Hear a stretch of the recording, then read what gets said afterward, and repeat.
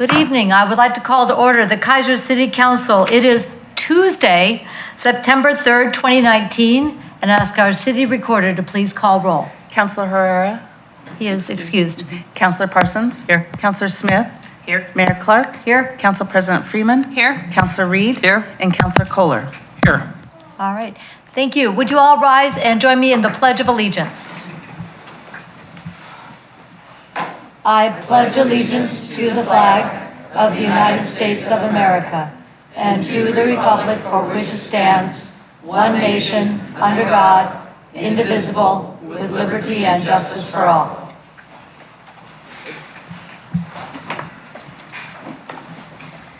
Good to see you all this evening. I trust that the Monday didn't throw everybody off. We'll have a short week. All right. So we have one change in our agenda tonight, and you know what? I think we will start off with that change, and that is the oath of office for Kaiser police officers. City Manager. Thank you, Madam Mayor. Chief?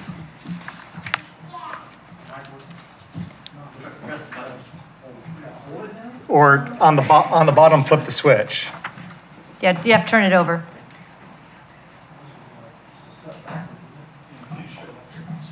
Well, yeah. Who's your opponent?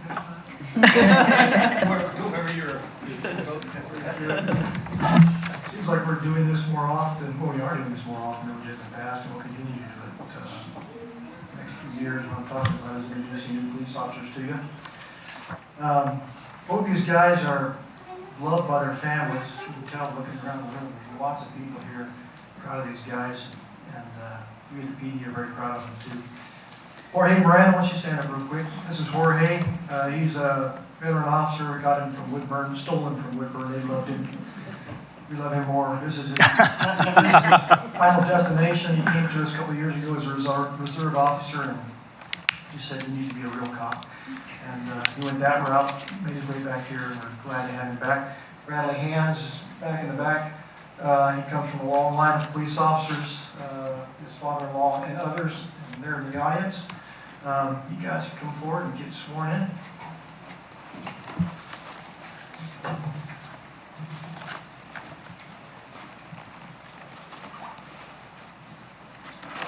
Please raise your right hand and repeat after me. I state your name. I, Jorge Miranda, Do solemnly swear do solemnly swear that I will support the Constitution of the United States of America, that I will support the Constitution of the United States of America, the Constitution and laws of the state of Oregon, the Constitution and laws of the state of Oregon, the laws and ordinances the laws and ordinances of the city of Kaiser, of the city of Kaiser. and that I will faithfully and impartially I will faithfully and impartially discharge the duties discharge the duties of the office to which I am appointed of the office to which I am appointed in and for the city of Kaiser in and for the city of Kaiser. to the best of my ability. Best of my ability. Congratulations.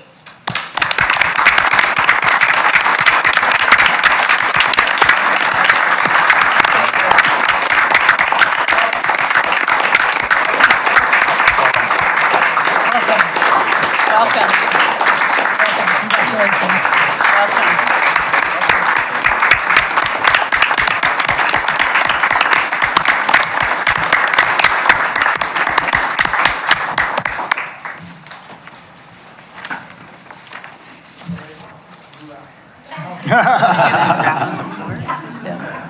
Well, it's truly an honor to say welcome and thank you to these new officers and the many family members that support them. As we can see right now, that they are well supported and well loved, but we all know that public service is a family obligation and a family commitment. So thank you all, and we wish you a very long and successful career of providing public safety for the people of Kaiser. Thank you.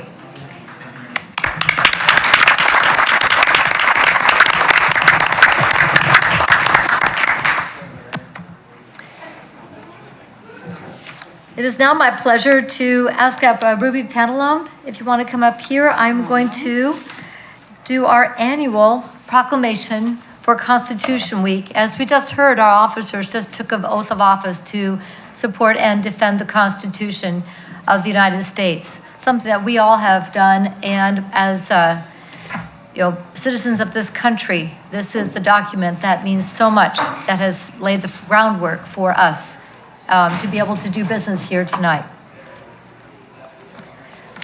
Whereas the Constitution of the United States of America embodies the foundational principles of limited government in a republic dedicated to rule by law, and whereas September 17, 2019 marks the 232nd anniversary of the framing of the Constitution of the United States of America by the Constitutional Convention, and whereas it is fitting and proper to accord official recognition to this magnificent document upon its memorable anniversary, and to honor the patriotic celebration that will commemorate it, and whereas Public Law 915 guarantees the issuing of a proclamation each year by the President of the United States of America, designating September 17th through 23rd as Constitution Week. Now therefore, I, Kathy Clark, Mayor of the City of Kaiser, together with the Kaiser City Council assembled in regular session, do hereby proclaim the week of September 17th through the 23rd, 2019 as Constitution Week, and ask our citizens to reaffirm the ideals of the framers of the Constitution had in 1787 by being vigilant in protecting the freedoms guaranteed to us through this guardian of our liberties. In witness whereof, I have hereunto set my hand and caused the seal of the City of Kaiser to be here affixed on this 3rd day of September, 2019. Ruby, you're with a very distinguished organization. I am. I'm a member of the Daughters of the American Revolution, and actually one of my patriots donated a horse to the cause of the revolution. So that's kind of noteworthy. And I want to thank you, Mayor Clark, and the council for having me again to kind of let people know that we still need to go by the American Constitution. Actually, I had the privilege of voting for Kaiser to become a city. So I've been here a while. So the DAR was founded in 1890, and it's headquartered in Washington, D.C. It's a nonprofit, non-political volunteer women's service organization dedicated to promoting patriotism, preserving American history, and securing America's future through better education for our children. DAR members volunteer millions of service hours annually in their local communities, including supporting active duty military personnel and assisting veteran patients, awarding thousands of dollars in scholarships and financial aid each year to students, and supporting schools for underserved children with annual donations exceeding $1 million. One of the schools that we support is Chemawa Indian School. As one of the most inclusive genealogical society in the country, DAR boasts 185,000 members in 3,000 chapters across the United States and internationally.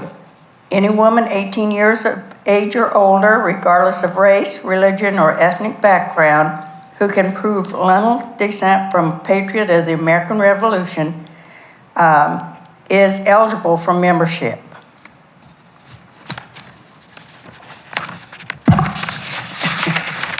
The National Society is led by a President General and an executive committee of 11 national officers. In addition to rulings by the executive committee, the society policy for the society is made by the National Board of Management, a body composed of the executive officers, 20 vice president generals, and 53 state regions. The National Board of Management meets 6 times a year at DAR headquarters in Washington, D.C. Most of the DAR's volunteer work is accomplished under a committee system, and one of those committees is the Constitution Committee. The Constitution is a very important document, and we must be aware of our legal system. We do not want the people running for office to do what they want. We must be sure they are doing what the voters want. And I really thank you for letting me come today. Thank you so much. Are there any questions for Ms. Pantalone? I would like to come up and give you this proclamation for you and to share with all the members of your organization, and thank you all for your service to our country. Well, thank you.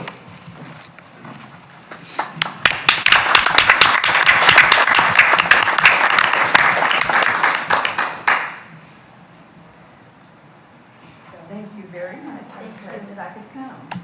To have you here. We'll see you again next year. Okay, I will be here. Thank you.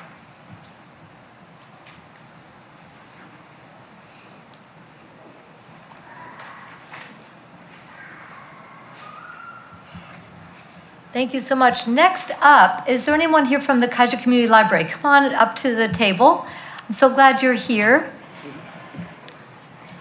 And one of our key freedoms is to be able to express ourselves through writing and reading, and the Kaiser Community Library is a very important part of our community to help us with literacy and providing opportunities for people of all ages to enjoy reading and coming together for knowledge. So we thank you so much. I'm going to read the proclamation, and if you have something to share about the Kaiser Community Library, we'd love to hear all the great stuff going on. Okay.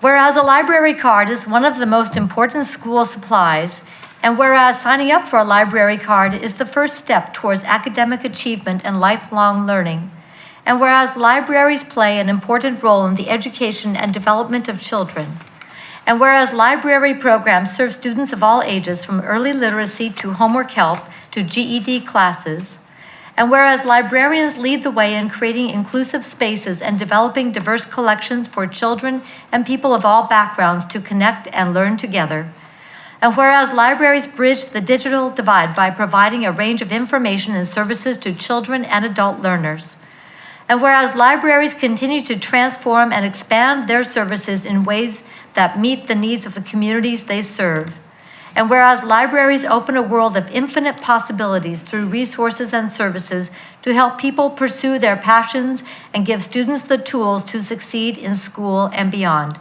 Now, therefore, I, Kathy Clark, Mayor of the City of Kaiser, with the Kaiser City Council assembled in regular session, do hereby proclaim September 2019 as Library Card Sign-Up Month and encourage everyone to sign up for their own library card today. In witness whereof, I have hereunto set my hand and caused the seal of the City of Kaiser this 3rd day of September 2019. Would you please introduce yourself and talk about our wonderful community library? I will. My name is, do I need to press It's this? on. No. Okay. My name is Vicki Brammeyer. I'm the manager of Kaiser Community Library.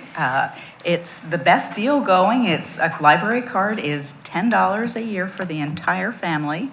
We have books, movies, internet access computers for kids from 1 to 92, and the entire family is welcome. It's right next door in the Kaiser Cultural Center. So this September is a good time to remember to come in and sign up for a library card. Excellent. And you also have a great partnership with the Chemeketa, we're not a member of CCRLS, but all Kaiser residents are. And all I have to do is get the library card that way as well. So we're really lucky in our community. We have such great libraries close at hand for us to enjoy. Yes, we are. And you have a large number of volunteers. Do you know how many? We are all volunteer. So there are, I think, about 70 volunteers who staff the circulation desk, our book sales, on the library board. All volunteer. 70 volunteers keeping our community library open and part of our great Kaiser Cultural Center. Thank you so much. Any questions for Vicki? I'm going to come around and make this presentation, and please tell all the volunteers thank you so much We'll do that. for making Kaiser Community Library possible. We'll do that. Thank you.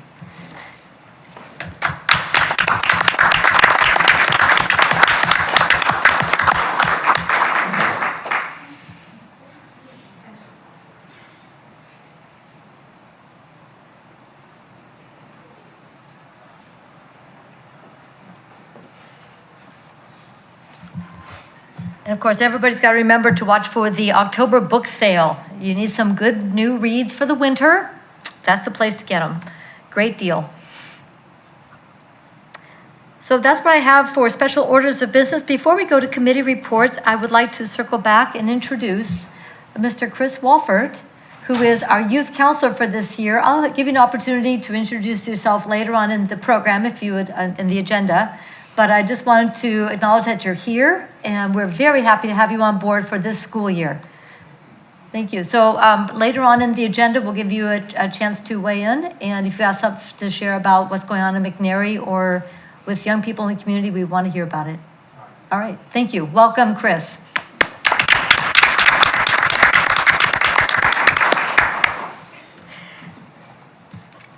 Well, it's the first week of school. We're getting into September. Lots of things are starting up again. So speaking of starting up and volunteers, let's look at the report of item 5A, the Volunteer Coordinating Committee recommendations for appointment to the Kaiser Public Arts Commission. City Manager. Thank you, Madam Mayor. The Volunteer Coordinating Committee met on August 15th, 2019 to review applications and interview candidates for openings on the Kaiser Public Arts Commission. The committee is recommending Andrea Madison for position number 2 on the Kaiser Public Arts Commission, filling the remainder of a term expiring June 30th, 2020. It is recommended City Council accept this recommendation of the Volunteer Coordinating Committee and appoint the above stated applicant as presented. Thank you, Madam Mayor. Thank you very much. Are there any questions on the staff report? Council President Freeman. I move that the Kaiser City Council accept the recommendation from the Volunteer Coordinating Committee appointing Andrea Madison for position number 2 on the Kaiser Public Arts Commission, term expiring June 30, 2020. Second. It's been moved and seconded that the Kaiser City Council accept the recommendation and appoint of the Volunteer Coordinating Committee and appoint Andrea Madison to position number 2 on the Kaiser Public Arts Commission, filling the remainder of the term expiring June 30, 2020. Further discussion? All in favor signify by saying aye. Aye. Opposed, same sign. Motion passes unanimously. That takes us to item 8B, which is the Volunteer Coordinating Committee recommendations for appointment to the Charter Review Committee. City Manager. Thank you, Madam Mayor. The 5B. Volunteer Coordinating Committee met on June 20th, 2019 and August 15th, 2019 to review applications and interview candidates for openings on the Charter Review Committee. The committee is recommending the following applicants for appointment: Broderick Pack, Pat Fisher, Rick Kuhn, Kathy Lincoln, Shannon Flowers, Zaira Marin Flores, and Gary Whalen. The committee members also consist of 2 Kaiser City councilors to be appointed by the mayor and announced at a regularly scheduled council meeting. It is recommended the mayor make an announcement of the 2 Kaiser City councilors, and if the council feels it is appropriate, by a minute motion, accept the recommendations of the Volunteer Coordinating Committee and appoint the applicants as outlined above. Thank you, Madam Mayor. Thank you very much. The appointees from the Kaiser City Council to To that, yes. Let's reverse start over. The 2 Kaiser City councilors who are going to be appointed to the Charter Review Committee are Council President Kim Freeman and Councilor Elizabeth Smith. With that, Council President Freeman, a motion? So do I make it to the recommendation of the volunteers or the minute motion that includes everyone? Everyone. Everyone. Okay. All of the above. Is that correct, Mr. Johnson? Since the council is really only appointing 5, it'd be as the Volunteer Coordinating Committee. Okay. Okay. Okay. So I move that the Kaiser City Council,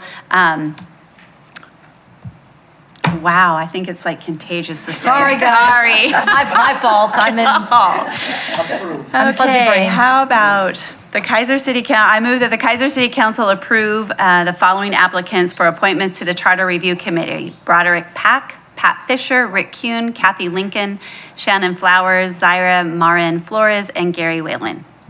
Second. It's been moved and seconded that the Kaiser City Council accept the recommendation from the Volunteer Coordinating Committee and appoint to the Charter Review Committee Broderick Pack, Pat Fisher, Rick Kuhn, Kathy Lincoln, Shannon Flowers, Zaira Marin Flores, and Gary Whalen. Any further discussion? All in favor signify by saying aye. Aye. Opposed, same sign. Motion passes unanimously. That takes us then to item 6, which is public testimony. This time is provided for citizens to address the council on any matters other than those on the agenda scheduled for public hearing. We have no public hearings scheduled for this evening. However, we have, actually, only one person signed up to speak. Jonathan, would you be okay waiting until the start of item 8B? Thank you, for yours, okay. Thank you very much. So with that, I'm done with that. Carol Dorfler, come on down. It's good to see you. Yes, thank you. It's good to see you all again. So much for summer. Bye-bye. Good evening, Mayor Clark, city councilors, and staff. I come in peace. I have come to thank you all for your hard work, especially Mr. Johnson and Mayor Clark, with the shooting incidents that had occurred in the West Kaiser Neighborhood Association, with the bullets flying not over Broadway, but over West Kaiser. So it's been a long 2 years. Rhonda and I have been to many meetings. Mr. Johnson, Mayor Clark have been to many meetings, and I just wanted to come and thank you all. I know it was time consuming, but it was just needed to be done. The outcome isn't quite what we wanted. We would like to have not had any gunfire over across the river, but I think it's the best it can be. And we just thank you very much from the West Kaiser Neighborhood Association. Thank you very much, Carol. You're welcome. Shannon Johnson and Chris Epley worked tirelessly on this. Chris, I didn't mean to slight you. It's okay. Thanks. It took a great deal of time, and people have been very patient, recognizing that some things went to the back burner while pursuing a successful conclusion to the legal matters, and most importantly, for the safety of the people in our community. This is something we would have done for any citizen, any residents in our community, to make sure that we work as tirelessly as we can to ensure public safety. But I want to commend you and Rhonda and all the members of the West Kaiser Neighborhood Association for your hard work. I heard on numerous occasions how very articulately and very well you went and presented your case in Polk County and other places. You were well heard, well respected, and I thought you represented West Kaiser and the people of Kaiser very well. So Well, I thank want to you. thank you for that. I'll tell Rhonda. Thank you so much. Any questions, comments? Glad to have that in the rearview mirror. Yes. Yeah. Thank you, Carol. Thank you, Carol. Anybody else who would like to speak during public testimony this evening? All right. Let's go on to administrative action. The first item is item 8A, Park Host Buchanan House at Kaiser Rapids Park. City Manager. Thank you, Madam Mayor. City Attorney. Thank you, Chris, Madam Mayor, and councilors. Earlier in the year, the City Council had indicated that you would prefer to have a volunteer park host position at the Buchanan House. That's the White House down not far from the amphitheater. At that time, we indicated that we needed to review the matter to see if there were any particular legal hurdles and kind of how the format of that would work. And we requested our labor attorney, Kathy Peck, to take a look at the issue. As I had indicated previously, Ms. Peck said that there were some issues there and there would be some risk. I won't go into all of them right here, but basically it's BOLI, or the Bureau of Labor and Industries issues, also some Fair Labor Standard Practices Act at the federal level that would cause some concerns for claims that a volunteer, even a well-meaning volunteer, couldn't necessarily waive. So the situation, or the feared situation, would be have a volunteer in good faith wants to move in there, do the job, and for whatever reason it doesn't work out and things turn bad, that person could make claims against the city regardless of how they felt at the beginning. And the city could be liable for those claims, and for the most part those would be uninsured kind of claims. So with that in mind, staff recommended that we not go that route and instead rent the house out and be able to use that rental revenue for park operations.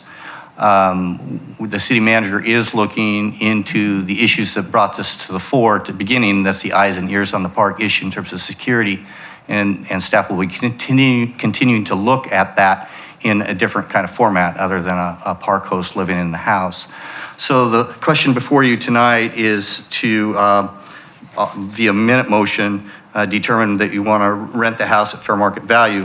Again, remembering that to do so, we would also initiate a park system master plan amendment. Bill Lawyer wasn't able to make it tonight, but he reminded me, because I'd forgotten about this, that we are planning to do a full parks master plan update in the next fiscal year. And so the anticipation is that it would make sense to just have that as part of that plan and do it all at once.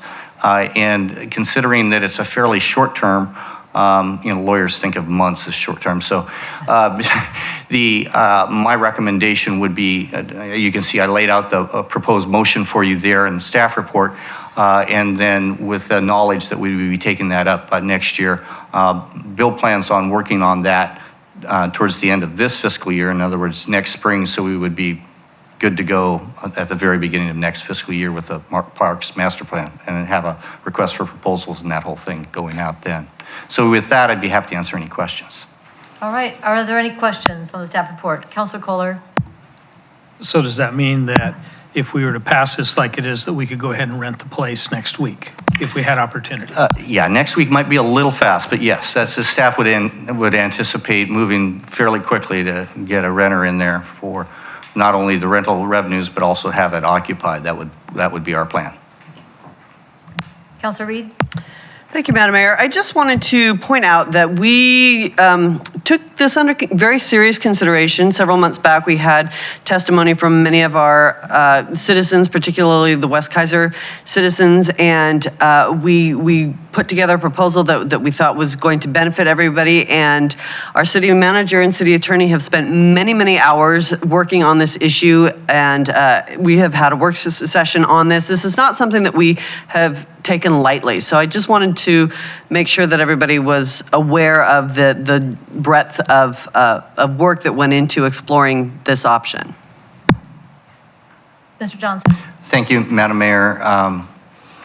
You reminded me of that. I didn't put it in my staff report, and I can't remember all the other options that we looked at, but Chris and Bill and I looked at several other options, discussed it with our labor attorney, such as having a regular park employee in that position. Budget-wise, it just didn't work out. There's a couple other options that Chris and I tried to work out for either financial reasons or legal reasons. Because we would like the idea too if we didn't have the downside, and we just felt the downside was too much to handle. So, if I can sort of iterate on one of those, we kept wondering. So if state parks can do it, why can't we? And it turns out state parks actually have a specific exemption from BOLI for campground hosts. It's not park hosts, it's campground hosts specifically. And that's why you see volunteer hosts in their campgrounds. And then we started wondering, well, how can we identify Kaiser Rapids as a campground? And we couldn't. So we looked at that, and we went back and researched some of the discussion occurring when we created the park, and we thought about having campground activity down there, and it was specifically identified as something the community didn't want. So though we have had camping events like for the Eclipse and the Boy Scouts once a year, you can't declare it a campground because of those couple of events. It has to be an actual designated campground to get that exemption. Even at that, we'd have to pursue a change to the state law and get us identified as a campground that meets that exemption under BOLI as well. So anyway, we looked at a lot of different ways and we just couldn't make it work. So even with our previous host, we eventually moved that over to a pure rental agreement for some of these reasons as well. So toward the end of it. That was one of those things that when we established the park, we did what we thought was in the best interest of the community and the park and so forth, and lessons learned along the way, but a lot of thought was put into it. And somebody did ask the question, well, there is a campsite. Yes, it is. It is boat in, and that is very, very specific. And that does not make the entire Kaiser Rapids Park a campground. So that was a nuance that wasn't going to give us that entree there either. So we did ask the question. Any further questions on the staff report? Okay, Council President Freeman? I move that the Kaiser City Council direct staff to rent the Buchanan House at fair market rent and to initiate a park system master plan amendment to delete the caretaker house designation. Second. It's been moved and seconded that the Kaiser City Council direct staff to rent the Buchanan House at a fair market rent and to initiate a park system master plan amendment to delete the caretaker house designation. Discussion. All in favor signify by saying aye. Aye. Opposed, same sign. Motion passed unanimously, one absent. Okay, item 8B, which is an ordinance regulating the maintenance, reconstruction, alteration, and repair of sidewalks, repealing ordinance number 2016-758, and ordinance relating to street obstructions and debris on public right-of-way, repealing ordinance number 2008-578. City Manager. Thank you, Madam Mayor. Mr. City Attorney. Thank you, Chris, Madam Mayor, and Council.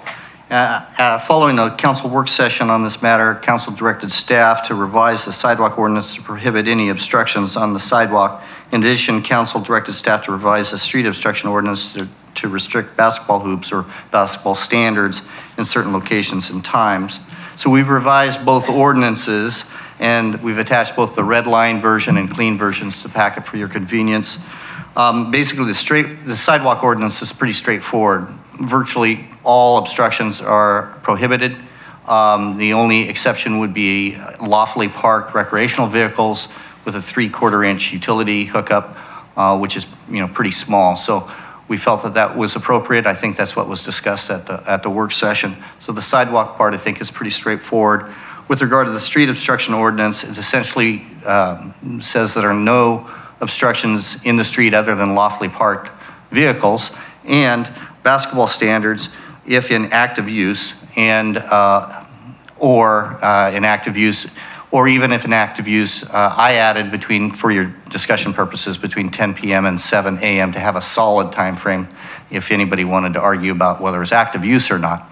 That was the direction we got from council, at least that I saw from the minutes. And I know that at the end of the work session, there was some question about active use or not. So hopefully we got the impression that you folks wanted there. I also, on my own, decided to add reflectors and reflective tapes after meeting with the community development staff and code enforcement officer. An issue that I didn't know about is, part of the reason the issue comes up is the safety of the kids, but also vehicles at night. Even trailers usually have a reflector on them. And we have had complaints, especially, in the dead of winter when a lot of people, play basketball, because that's when the season is. You have UPS drivers, in particular FedEx drivers, saying, hey, they've either run into them or nearly run into them. So I thought that would be an appropriate add to that. There are two separate ordinances, and so if you want to pass one tonight and not pass the other, that's certainly fine. I think the sidewalk one is pretty straightforward. I think we have some people who want to talk about the issue with the street obstruction ordinance or the basketball hoop issues, and with that, I'd be happy to answer any questions. Thank you very much. Are there any questions on the staff report?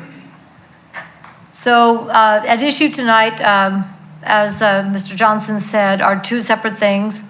One is access to sidewalks for the use of people to be able to walk from place to place. The discussion here tonight is about people being able to use public spaces. It is not anti-kid, anti-disabled, blue cheese, green grass. This is specifically about how we are going to share our public spaces, both physically over, trying to occupy the same space at the same time, and then over time. So that's really the focus of this conversation. This has come up time and time and time again. In my time on council, this is not the first rodeo here, but it is something that I'm glad that we're going to have this conversation about, what are sidewalks for, how are we going to share them safely, and the streets, and how are we going to share those spaces as well. I appreciate Mr. Johnson saying we can address these separately, and I would anticipate that we will address these two ordinances individually and work through them as individual motions, not together. Any questions thus far? Okay, with that said, Mr. Thompson, why don't you come on down and lead off? While he comes down, we do have some emails that we have received from Danielle Bethel, from Jonathan Thompson, from Jeff Cowan on this issue. The time is yours. Thank you, Madam Mayor, members of the council. My name is Jonathan Thompson, and I'm here tonight as a Kaiser dad. I emailed all of you when I first saw a draft of this ordinance Wednesday evening, so I won't repeat the entire email here for the sake of all of our time. But in short, I am opposed to the ordinance as it's written dealing with basketball hoops. I'm not without empathy for the need to share the sidewalks, but I also think that this deserves a much larger conversation that's been had. I appreciate the mayor's comments that this has been discussed multiple times. It's the first time I'm hearing it, so it might be that I had just had my head under a rock, but I think this needs a much larger conversation. First, when these basketball standards are filled with sand and water, they're not portable. And if they're not filled with sand or water, I would challenge one of you to come help me move mine because it's very, very heavy. And especially couldn't be moved by a kid. We should want our kids outside, turning off the video games, putting down the iPhones, and doing something active. And the parks and the schools are not always an option. The closest park to my house is across a busy street, and there is no basketball court there. And the closest school is across two busy streets, and the basketball court is tucked in behind, which is probably not the safest place for a kid to be, especially by herself.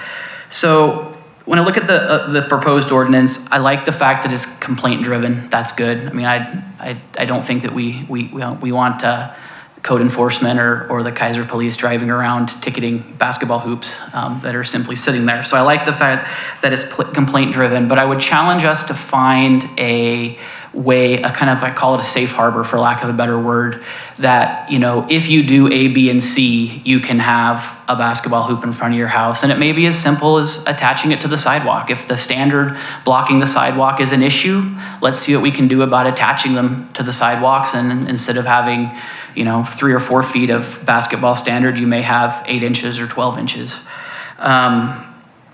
And obviously, if a hoop is abandoned, falling apart, in obvious disrepair, cannot be used, that's a much different conversation than hoops that are being maintained. In our case, our neighbor next to us and us, we went in on it together. It was kind of a neat little neighborhood project we did. He and I, we both had kids that we still have kids who play basketball, and we put it together as families, and we had a great time doing it. So I would just advise us to take a much slower approach to this. I was reminded in a conversation with the mayor earlier this week that when we did things like the parks and police fees that were impacted a lot of Kaiser residents, we took our time and we had a lot of discussion. We took into account a lot of different viewpoints. And I would just encourage us to do that with this as well.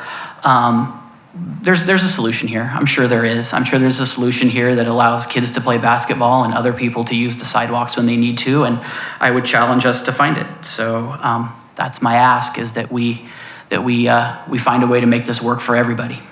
So happy to answer any questions. Thank you very much. Any questions? Councilor Reed. Thank you, Madam Mayor.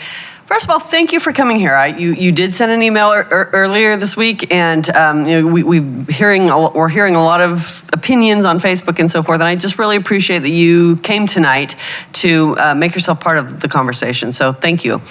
My question, and as I'm thinking about this issue, is what would you consider active use? I know this is putting you on a spot a little bit, but what would you consider active use? What would be a fair interpretation of that term as somebody who has one and uses it? Madam Mayor, Councilor Reed, just off the top of my head, used in the last 15 days. I don't know. I mean, in the summertime, ours can be used almost every day, but in the wintertime, when it's pouring down rain, we may have 15 days where it doesn't get used. So I would say, 15 days would be just, but that's purely off the top of my head. I have put zero thought other than the time it took you to ask that question into that answer. Well, fair enough. And definitely the seasons would play into that Sure. a great deal as well. So thank you for hazarding that answer. Thank you. Okay, Councilor Parsons? Thank you. So, Jonathan, when you talk about attaching it to the sidewalk, tell us a little bit what you mean by that. You're Well- talking about removing the bottom part and what? Right. Well, I mean, there are basketball hoops that instead of having a sand or water-filled base are attached to concrete or pavement. And so it's a plate. The ones that I've seen are a plate, and the pole, the plate is bolted to whatever hard surface there is, and the pole comes straight off of that. So it's a much smaller footprint in the ones that I've seen. So that's kind of what I was thinking. It wouldn't block the sidewalk nearly as much as one of these long bases would. Okay. Councilor Kohler? Thank you, Madam Mayor. In one of our discussions somewhere, Bill Laurier had talked about the even drilling a hole into the concrete and mounting them at some point, and I think that may be a good alternative also. Thank you. So, thank you for the good ideas. And so if I asked a group of people to work with our traffic safety bike ped on alternatives to ensure mobility for everyone in the community, would you be willing to be a part of that conversation? Madam Mayor, I'd be happy to. Great. All right. Thank you very much. Thank you. Anybody else who would like to speak to this issue about the sidewalks or on the streets? All right. Don't all rush at once. Council President Freeman, are you comfortable putting the first one up for conversation? Or did you Sure. want Are to we talk going to about? read the other ones that we have received, or are we not going to put those into record?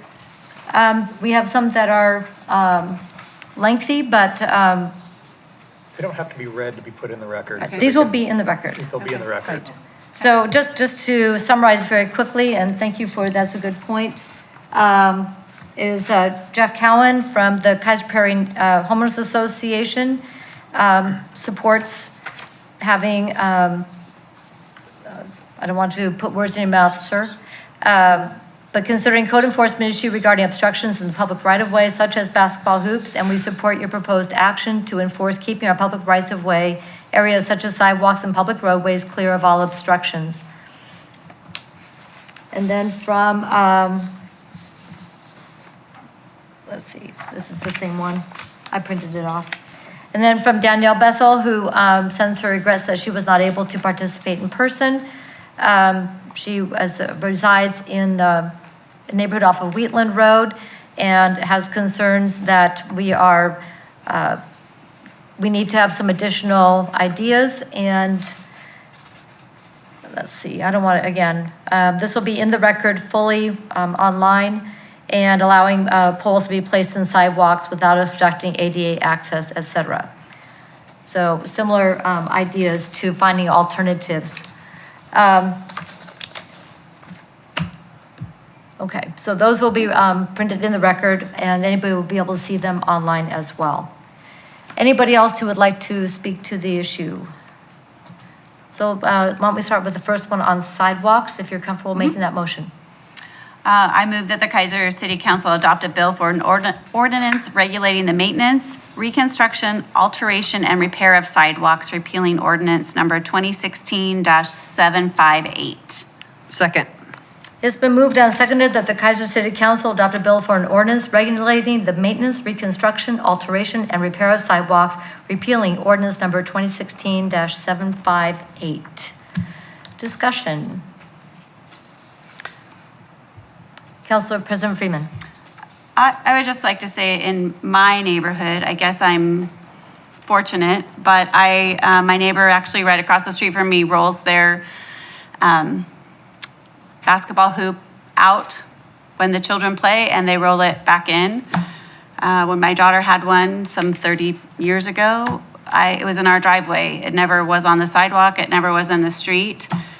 I walk a lot of the streets in the Kaiser neighborhood, and it is really hard to walk in a lot of neighborhoods that are blocked by the basketball hoops, unfortunately. And then when you have cars parked in most neighborhoods on both sides of the street, even as an adult, it's kind of scary going out in the street when you can't walk the sidewalk and trying not to go in someone's yard. I think if you're, a youth or something, you probably don't want your children out in the street trying to maneuver, or if you're someone who potentially is in a wheelchair, you've just created an additional barrier for them to try and either back up, go out in the street. I have just concerns that blocking the sidewalks is not accessible to all citizens that live in our city. Thank you. Thank you very much. Councilor Reed. Thank you, Madam Mayor. I wanted to bring forth a point that we talked about in work session about the relationship with the code enforcement, and Bill Lawyer had assured us that Ben, our code enforcement guy, is on board with this, because right now there's nothing that we can do. My understanding is that there's nothing that we can do if somebody says, hey, there's a basketball hoop in the way, hasn't been used for years or whatever. There's nothing nothing in our ordinances that the code enforcement guy could bring up to say, hey, this is against our city ordinances. So this is an attempt to give him a tool that he needs in order to do that job. And I have another question, but yes, finish this thought first. So related to that thought, basketball standards are only one of the issues that our code enforcement faces. There are many obstructions, including, we added it into the commercial zone, but including furniture and debris, everything else that you can imagine. And so this is extremely important for the code enforcement person to be able to have the tool to say, you can't block the sidewalk. Thank you. My other question is, given the kind of interesting relationship about who's responsible for sidewalks, who would be sued in an ADA sort of lawsuit for this? Would it be the homeowner? Would it be the city? Would it be both? It likely could be both, and it kind of depends on what you ended up doing. Because if you formally allow an obstruction, there's more possibility of liability on the city. If we formally prohibit it, which this ordinance does, there's not much. So the issue is if we had a situation where we just totally neglected for some long-term period enforcing it, possibly, but at least we would have the law in the books to prohibit it, which we don't right now. So this is a step forward with regard to that part of it. Okay, anybody else? Either of you? Okay. Councilor Kohler. Councilor Kohler? Thank you, Madam Mayor. There's a couple of things that keep rattling around in my little pea brain about all this, and one is that we can't really legislate common sense. I mean, we could make up laws for all kinds of things under the sun, and some people are still going to abuse them and not get along or find some way to use that to fight against their neighbor or complain. I just wish somehow we could all be adults and figure out how to get along with each other. But sometimes that doesn't work. The other thing that bothers me a little bit is I see the kids out enjoying the basketball standards, but I also have friends that are in wheelchairs, or maybe they're running strollers. So I feel very conflicted, and I wonder if we shouldn't have more discussion on it. I just wonder about that. So to your point, and the ADA access for all people, I've got friends who are disabled veterans who need to be able to use the sidewalks because that's their means of getting about. So this is a much larger issue than providing for one sports opportunity for kids. However, my question to Mr. Thompson was intentional in that while we want to give our code enforcement the opportunity to say, look, let's make sidewalks where you can walk on the side, not down the middle of the street. And I want to follow up with what are our options? What can we do with the people in our community for those that are difficult to move around. I know I've got one of those big ones in my backyard, and you get 2 or 3 kids together and they can heft that thing pretty good. But more to his point, though, is how do we find alternatives that we can give? And this is the Kaiser way. We're solving a problem, but we don't want to solve a problem without solving the rest of the problem, which is basketball is a popular sport. We want kids outside. What alternatives do we offer in that space? And I think we have an opportunity to have that discussion. But keeping the sidewalks for walking on the side is going to be important for people of all abilities. And to me, this is very, very important that we give our code enforcement a little more oomph for the people, like you said, is the small percentage that go, oh, do I really have to keep that open for people? Yeah, actually, that's important. So that's my thinking here. Councilor Kohler, I'll let you finish your thought, and then Councilor Reed, come back to you. Thank you, Madam Mayor. There's also a lot of mailboxes and such in the middle of the sidewalks. There's several of them in my neighborhood. If I want to run a wheelchair down around my neighborhood, there's no way that I could do that because of all the mailboxes. We have one basketball standard, which is moved frequently, but I know that if I went to that neighbor and said, you know what, we have an option to put that on the street or we need to move it somewhere else, he'd go, no problem, okay. But the mailboxes, I'm not going to move those. What do we do with that? So that's a great question that I think we need to address. Probably won't be addressed here tonight. I can see Nate is starting to circulate some thoughts there. Would you like to weigh in on that, sir? Because that was a fair question. Yes, and our current standards require widened sidewalks in a new subdivision where there is the mailbox placement. When the Postal Service changed the standard and placed those grouped sidewalks, sometimes they do encroach. Now, the encroachment still meets ADA requirements. If not, then they would be required to place a widened apron on that sidewalk. And maybe a widened apron might be a part of the solution that we're talking about with the kinds of things that Jonathan was referring to. I don't know. So just because you see one example of something in the world that's wrong doesn't mean that the world is wrong. It just means we need to fix it. It's another opportunity to fix it and make it work better, in my humble opinion. This is why I am supportive of making sure sidewalks are passable. My daughter and I go walking. I have a dog that needs to be walked 3 times a day. And there are places in my neighborhood that are not passable, either because of vegetation, and every once in a while, Ben gets a little thing. Now that we can report them online, if people are wondering where you do that, I happen to have that website right here. It's on our city website, kaiser.org/code-enforcement-complaint-form. Click on that and put in the description of what you see is going on. And why that's important, one, again, we have one Ben and we have 39,000 people. So this is more efficient. 2, it creates a record.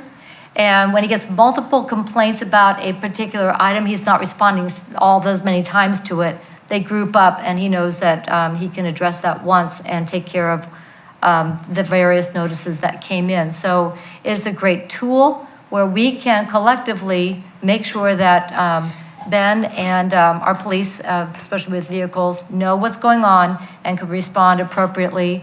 The first line is always education, and the compliance rate is really, really high on that first contact. Most people are going, okay, like my neighbor, when he was contacted about vegetation that had grown 3/4 away across the sidewalk, his wife said, thank you, I've been telling him for a month he had to clean that up.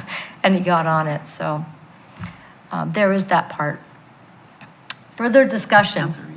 Councilor Reed, thank you for reminding me. Thank you, Madam Mayor. I guess this whole thing, the part that I have the most difficulty with is this Section 1E1. that says standards shall be removed when not in active use, whether in active use or not, standards shall be removed between the hours of 10 p.m. and 7 a.m. the next day. Because this is meant to be complaint-based and not, I guess, I'm going to say restrictive. I don't know if that's what I mean. I would just be much more comfortable leaving that as standards shall be removed when not in active use, and leave that active use up for interpretation rather than specifying the hours, because those hours, it just seems like we're setting ourselves up for a lot more enforcement than we're really bargaining for. Okay. So that would be my recommendation, is just to take out that part of E1. Okay, so that is on section E sub 1, that's on the bottom of page 5. Are you suggesting that as a friendly amendment? Madam Mayor? Yes, sir. If I may, I believe there's a motion on the floor for the sidewalk ordinance. Right. Yeah, Oh, isn't that the This other one? ordinance That's the is next one. the street Gotcha. obstruction Yeah. ordinance. Okay. So, Thank you. I was on the wrong page. With discretion of council, if you want to move forward with the motion that's on the floor now, unless there's more questions on the sidewalk ordinance, and then you can turn to the next one. Okay, and so this is determine- street obstruction. Right, The okay. the so one you're that's- voting on right now is just the sidewalk ordinance.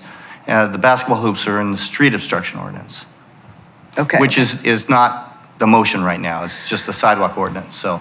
Okay, so yeah, we only moved the first one, not the second. Yeah, so the basketball standards are not on both? This is Well, being if- addressed differently. Yes, I'm sorry, Councilor Reed, you're correct. The basketball hoops under the sidewalk ordinance just are prohibited on the sidewalk. If council wants to move forward with the sidewalk ordinance tonight, and after more discussion at a later date, it turns out you want to change that, you can, or you can choose not to pass either one of them tonight, whatever you choose. This issue originally came up, as I recall, with regard to blocking the sidewalk. That was the main issue, but it kind of morphed into this broader discussion, which was appropriate with regard to, where you're going to put the basketball hoops. So you certainly, it's your discretion on how you want to deal with it. You can choose to pass the sidewalk ordinance, which is the motion on the floor now, and later, if you feel like you want to make some small allowance, which is, I think, what Jonathan was indicating. I will say, we would have to look at that pretty closely with regard to ADA requirements, but you can certainly do that and make that fix, if you will, later, or you can just wait if you don't want to pass the sidewalk ordinance tonight. But the motion on the floor right now is to pass the sidewalk ordinance.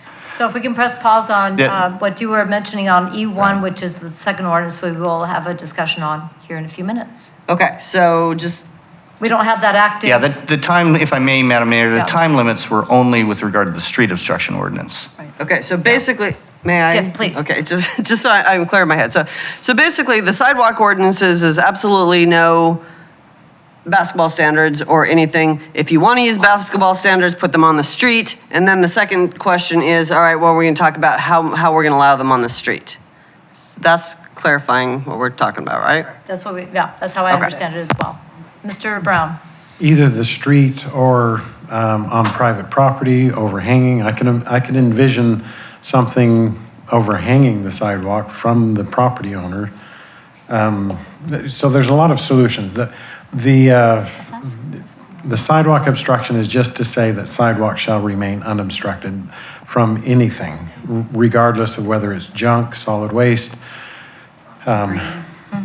vehicles, you name it. A-frame signs, And there's the only, signs, everything. So the sidewalk obstruction is just straightforward, simple, sidewalk shall be unobstructed. Except for the one small inclusion, if you have a legally parked, stressed legally parked RV, you can run a small, if it's protected and signed, a 3/4 inch obstruction. In other words, that much if it's protected or signed or something. so you can roll over it safely. Okay. Yes, go ahead. Thank you, Madam Mayor. So would it be possible from a procedural perspective to be able to say, yes, I want to pass this, but I want to reserve the basketball discussion for another time? Or is that, So the motion Does on the that floor. complicate things? Yeah, no, well, it's up to council as a whole how you want to vote on it. The motion on the floor is to pass the sidewalk ordinance as presented in the packet. And that would, within 30 days, I think the effective date, outlaw any obstructions, including basketball hoops, that encroach on the sidewalk at all. So after that date, that'd be the law of the land in Kaiser. And if you're concerned about that, to the degree that you think that will interfere too much with being able to play basketball, then maybe you don't want to pass that tonight as a whole. That's up to you. You certainly can vote yes on this and indicate that you would like to revisit the issue if it looks like one of the options for basketball hoops is some sort of encroachment on the sidewalk. The impression I got from the work session was that the council didn't want to have any obstructions on the sidewalk. And so that part seemed pretty straightforward. If it turns out that the basketball hoop issue kind of revisits itself, we certainly can go back and revise the ordinance at that time, or you can choose not to pass it tonight. It's up to you folks. So if I may, after this discussion and so forth, is to ask our traffic safety bike ped committee to look at alternatives with some interested people in the community that and come back with ADA compliant recommendations so that we can have basketball in the neighborhoods and we can also have people able to walk about. But I think that would be a good group to come up with alternatives that would comply with ADA, that would protect the homeowners, it would protect our community and make it accessible and a lot safer. So that is something I want to bring up afterwards, but it's not going to be part of this ordinance. But that's where my head's going with it.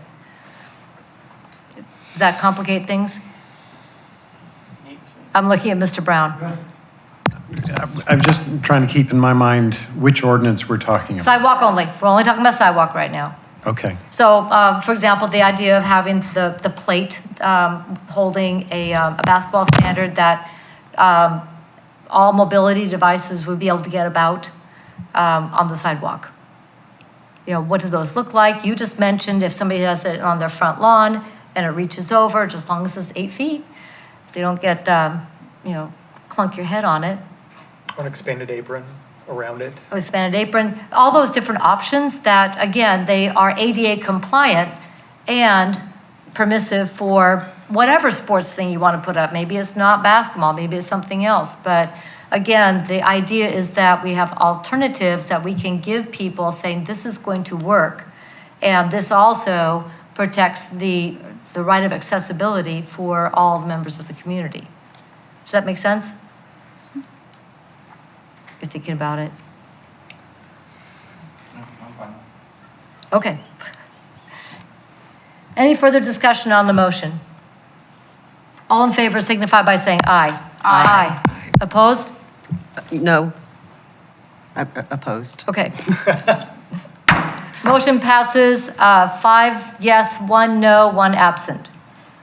All right, let's go on to the street obstruction. Council President Freeman, the second one. Okay, I'm getting there. Hold on. Do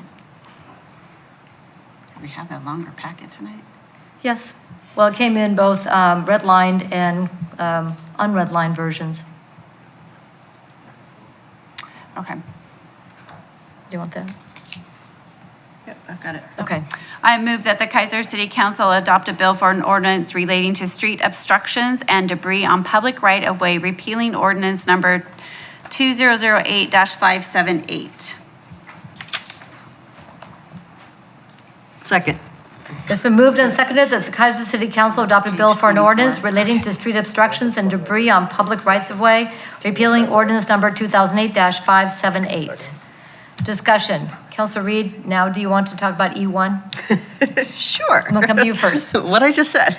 Thank you, Madam Mayor. All right. So I would recommend that we adjust E1 to just read when not in active use and leave that interpretation up to code enforcement. Okay. Is that a friendly amendment? Yes. Does Oh, the but I mover- seconded it. Well, that's okay. Does the mover accept it? So That you're would be- line 16, right? I just want to make sure I'm following. Line 1, wait, keep going. Ooh. Sorry. So right here. Page 45 of the packet? Oh, okay. So, 45 of the ordinance. Oh, no, this is 26 of, or page 26 on mine. You're looking It's section 1E1. okay. Shannon, you have that? Yes, I did, but I kind of misunderstood the direction you folks were going. If you're going to refer this to the Traffic Safety Commission, No, did you this, want? that's not what I'm talking about for referring on this one. So, anyway, it's up to them. so just make sure I was clear. Yeah. You're looking at passing the street obstruction ordinance tonight That's what we're discussing. and then referring what to the? Sidewalk. The alternatives, the ADA compliant alternatives. Oh, I see. To allow for Okay, all of the above. okay. But the friendly amendment is to remove, time. E1, the second sentence, standards shall be removed between the hours of 10 and 7. So just take off that sentence, or whether or not in active use, the whole thing comes out, and it just says standards shall be removed when not in active use. So, do you accept that? Mm-hmm. Second accepts it? Yes. Okay, so that's not part of the motion, it is now amended. Any further discussion on this one, the street obstruction? Council President Freeman. So I'm not sure if this is a question for Shannon or Nate. So in thinking of Ben, and Ben came to us originally asking for help on this, and we're taking off hours. Okay. And then when not in active use, and I think, we asked Jonathan what he thought active use was, and on the fly, he gave us a good answer, I think. But we all could interpret what active use means, looks like. I mean, Yeah, my concern with that is the first time Ben attempts to enforce this, we will be coming back to you asking to define what active yeah. use And looks like. so if I'm looking at fairness and transparency and us trying to be clear to all citizens that live in our community and to help our code enforcement and city staff, I think we need to put a definition or parameters around what active use is. And so I understand removing timeframes. I'm not sure if that's helpful, honestly, or not. I do worry about putting basketball hoops in the street because I think of the garbage trucks that come. And Street sweeper. And the street sweeper. And I live on a cul-de-sac, and when you've got cars parked on both streets and you've got, it's I don't even know how they do it sometimes. I'm amazed. They're very skilled. So I just worry about hindering other things, and I really believe we need to define active use. And we don't have that in the definitions, do we, on this, Mr. Johnson? No, we don't, Madam Mayor. That's really the reason I added the time limits is to give a second. So if anybody wanted to argue, well, we think it's actively being used because we use it 2-3 times a week. So, well, yeah, but how do we know that? Who's going to monitor that? I mean, even if you agreed on some other change, if it's like if you use it once a day, who's going to monitor that? So if it can be left overnight, then I think you're going to have just an enforcement problem, depending on the practical issue of somebody fighting us on it, right? Because we don't give somebody a citation right away. We're going to work with them on it, and if they work with us, that's fine. If they don't, though, and they want to fight about what active use is, then there could be an issue. I'm gonna, Mr. Brown weigh in and then come to Councilor Kohler. So the active use term actually came in having a long discussion with Ben. Much of what Ben does is basically going out and working with people. And the intent is to put something in the ordinance that says, look, folks, this needs to be, if you're using it, then you can use it under these circumstances. And I know this drives Shannon crazy because he likes hours and, whatever on it, because he's the one that's got to write much of this documentation. I get it. But the intent was, this This wasn't intended to be a program that we're going to go out and round up basketball standards. That we were going to go out, and when there is a problem and when somebody is creating a problem in the neighborhood and people can document that it has not been used for a long time. And we ask people to provide that documentation for us, and we get good compliance. Ben is exceptional in getting these kinds of compliance. And so the reason why it was left to be more vague is to specifically say, look, this is not something that we're going to have a stopwatch on. We're not going to go out there and we're not going to monitor this. But if it's a problem, then we have it in the ordinance and we will be able to go out to the homeowner and say, look, this is not being actively used. We've got all kinds of reports from your neighbor, whatever his magic is. Mr. Johnson. Thank you, Madam Mayor. And just for the record, Ben and Shane and Nate did not like my ad with regard to hours. And I see the reason for it. I want to make it real clear that I'm not indicating that you have to have something like that. And I'm glad Nate added what he added, because Ben's good at what he does, and what he does is usually cajole and convince people voluntarily to comply. And if he's successful that way, it doesn't matter whether it's in there or not. So you could certainly choose to go with the amendment by deleting the hours and just see what happens. And if he gets compliance and we don't run into that one jerk, if I may, that I was describing that says, well, you'd show me where active use is, and then it's not a problem. So you could certainly choose to go that way. Councilor Kohler? Thank you. Council President Freeman, Mayor Pro Tem, and all those things. So I would feel comfortable with allowing the Traffic Safety Bike PED Committee to come up with a definition for active and see if that's something that we can work out. We're not going to be able to legislate common sense. And so if there's a neighbor that says, you know what, I just don't like Billy Bob over there playing basketball in the afternoon, and I know there's an ordinance there, so maybe I can complain enough times and he'll have to move it until I don't want to get in the middle of all those things. But I'd like people to be adult and work together, because we can't legislate common sense. But as far as the definition of active, I would like to refer that to the other committee. Other comments?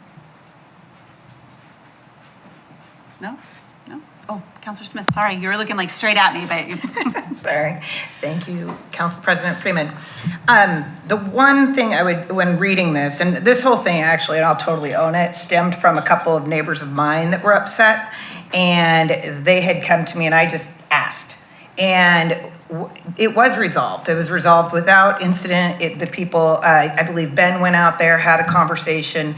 Those neighbors are no longer blocking the sidewalk. What they did is they built in like three or four pavers, and now it sits on those pavers on that property. Everybody can get by safely. I'm a block from a school, and it was resolved. I was curious from Mr. Wood, how much money in fines of these $500 fines for various ordinance violations did we collect last year? Not a whole lot. Yeah, Okay. it's a lot of effort for very little revenue. So this isn't something the city of Kaiser just can go be a bully and get a bunch of money from it? I think we're probably talking maybe thousands of dollars at most altogether. It would be a rounding issue for me to deal with, so. Perfect, thank you.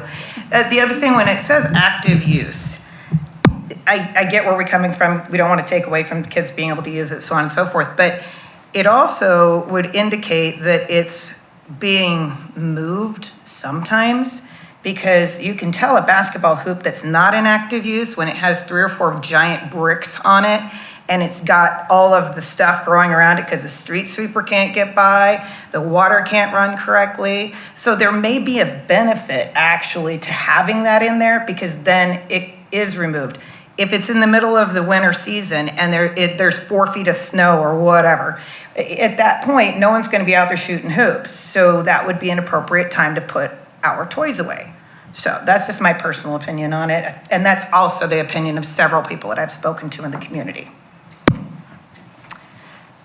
Mr. Johnson. Thank you, Madam Mayor. You reminded me that staff did talk about some other options and determined that maybe they weren't appropriate, such as the dead of winter idea. However, kids are crazy. They're a lot older now, but the basketball season, professionally, at least in college, is in the dead of winter, and that's when they get excited. So we get good weather any time of year occasionally. So because we did look at that issue, maybe we can just say, certain times a month or whatever. It just seemed a little unworkable, so. Well, and I want to point out, and this occurred to me, and tell me if I didn't read this correctly, is that the whole reason this is even listed is because a basketball hoop or anything like this is not a vehicle. And the only thing supposed to be parked in the street is a lawfully licensed vehicle. So if we don't put this here, they're not allowed at all. Well, So right. that's why we had to make an exception here to even have this conversation, for them to even be in the street under any circumstances. So that if people are wondering, well, why are you singling them out? Because if we didn't, you couldn't do it. They're not a vehicle unless you put little motors on it, which might take care of the putting them away problem. But I haven't seen those developed yet. But if you're watching and you invent it, please mention my name. But it's a thought. I'm not trying to be glib here, but it does get to the other point of the reason we have to have this conversation is otherwise they're just plain flat out not allowed because they're not a vehicle. Councilor Kohler. Thank you, Madam Mayor. I wonder what our youth counselor thinks about all this. Jump right in.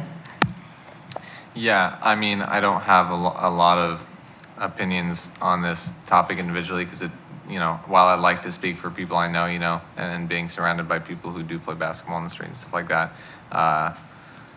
surprisingly, I don't know, it might be surprising to you. I don't really have a big opinion on it. Sounds like you guys are covering it well. I'd say I have to agree with most of what's being said. I mean, if it's in the road, then it's obstructing something, and so on the property, people can play just as well. So, yeah, I guess that's all I have to. Thank you. Thank you very much. And well done being put on the spot. All right. Yes, very good. Any other discussion on this motion, which is currently on the floor, is the one about streets and has the one friendly amendment that has been made. Anything else? Okay, all in favor signify by saying aye. Aye. Opposed, same sign. Motion passes unanimously with one absent. With that, what I would like with council's consensus is to ask interested persons to work with our traffic safety bike ped committee on ADA appropriate alternatives, a menu of them preferably, for being able to place basketball hoops or other sports equipment that would be available in and around a public right-of-way. How do you guys feel about that? Councilor President Freeman. Thank you, Madam Mayor. The other thing that was discussed when you stepped out briefly was having the committee and interested citizens kind of define active use as well. Okay. In my thinking, that might fall more to the Planning Commission, and here's why. With active use, because what I heard from, I know they have no time. So the reason is that, as I understood, the reason for active use was so the ones that have been sitting there, as Councilor Smith said, the ones with moss growing on them, the ones that have debris piled around them, they may not be terribly active. So I was thinking that was more along the lines of the code, but I could be thinking about that differently. Mr. Brown? My concern is that it's right-of-way issues, and the Okay. Planning Commission does not get into right-of-way issues. Okay. I'm trying to think of an exception to that, but I can't. So I think your original tack on it was probably more accurate, the Public Safety Committee. Okay. Not that I'm trying to dodge the work, but. Oh, no, the Planning Commission has nothing to do right now. They're only hip deep and, yeah. I'm not trying to create more work for them, but I just want to make sure it landed in the place that it would be most effective.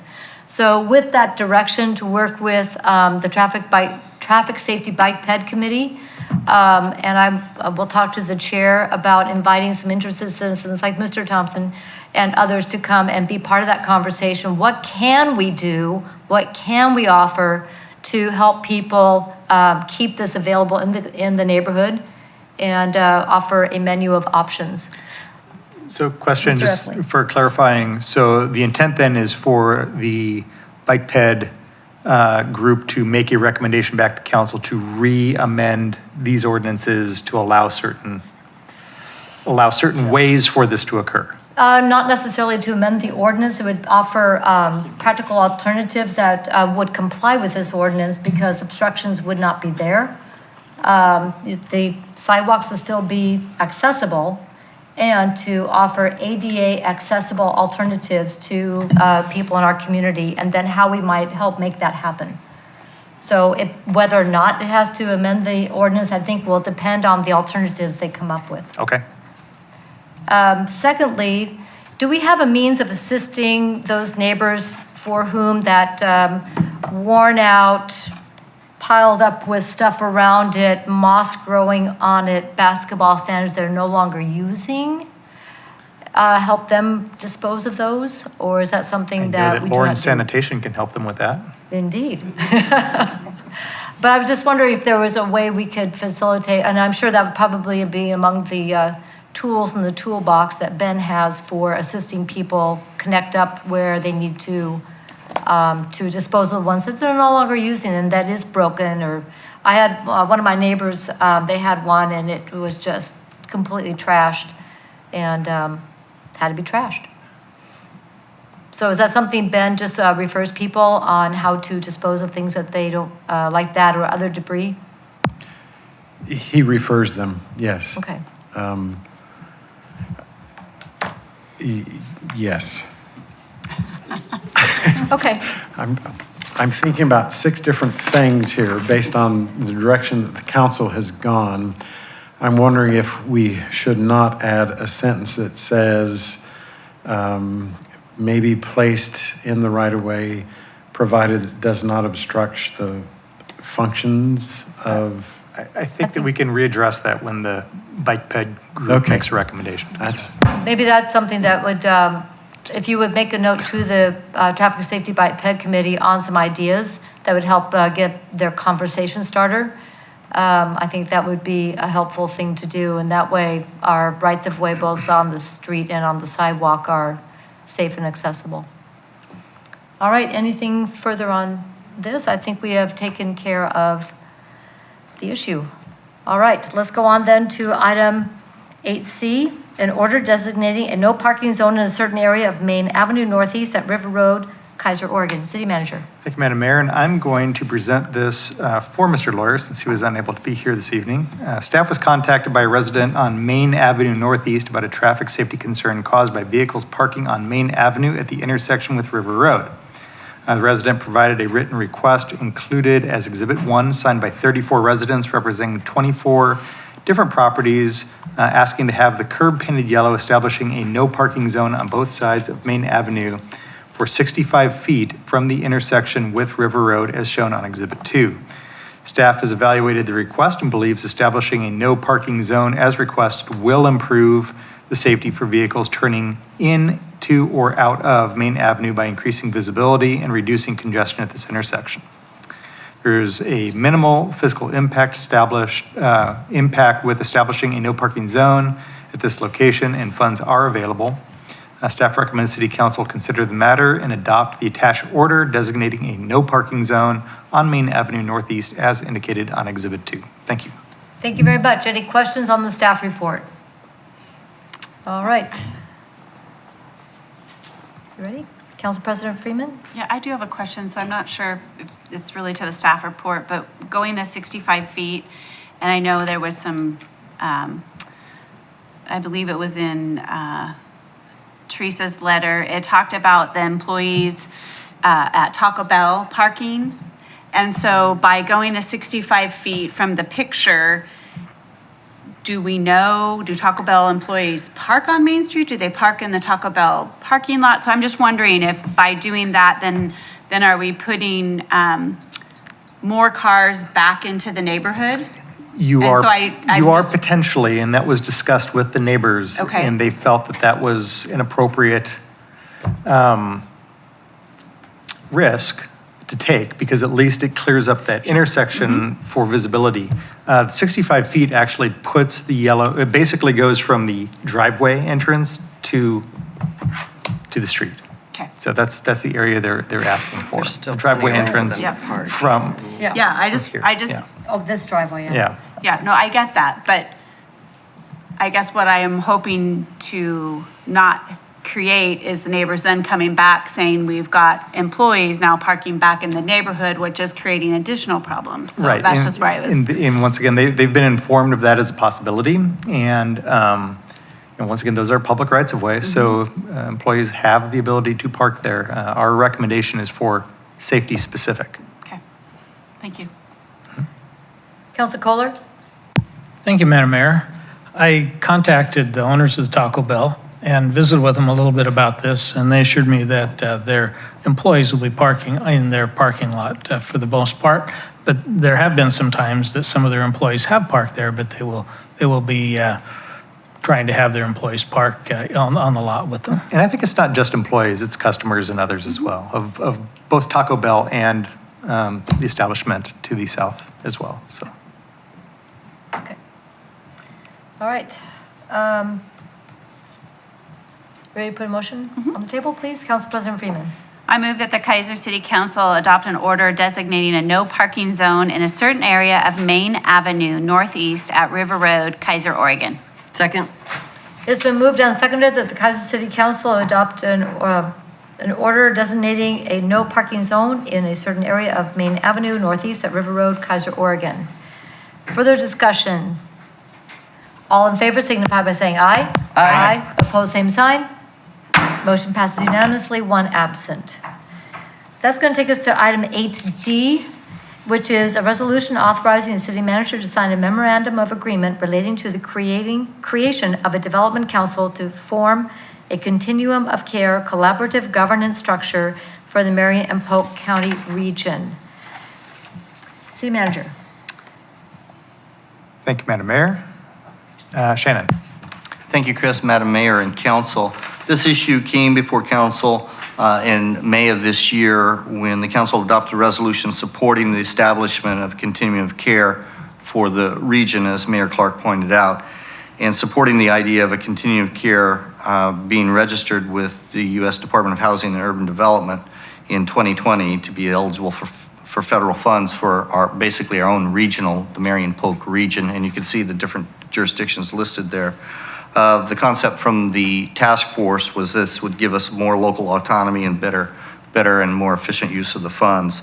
And so we have the agreement, of course, didn't come from us, although I made a couple of comments and some other parties made some comments on some minor tweaks, but the agreement came from the task force, I believe, for that. I will note that there's a financial contribution table attached to the memorandum. It calls for an increase next year, fiscal year 2021, from $5,000 to $10,000. And with that, I'd be happy to answer any questions. Thank you. I'd also like to invite down Jan Calvin. She is one of the two contractors who is working through the Mid-Willamette Council of Governments for the Mid-Willamette Homeless Initiative in working on the development of our application to form a continuum of care. Thank you for your patience. Oh, certainly. And, Thank you for allowing me to be here. So if you have any questions, Jan is an absolute wealth of knowledge on what we're doing here and what the continuum is going to be doing for people in our community who are homeless or housing insecure. So thank you for joining us. Are there any questions on the staff report? Councilor Kohler. Not necessarily about the staff report, but I heard there was some contention about whether we're going to do a Marion County one or whether we're joining the statewide. Is that something that affects this at all?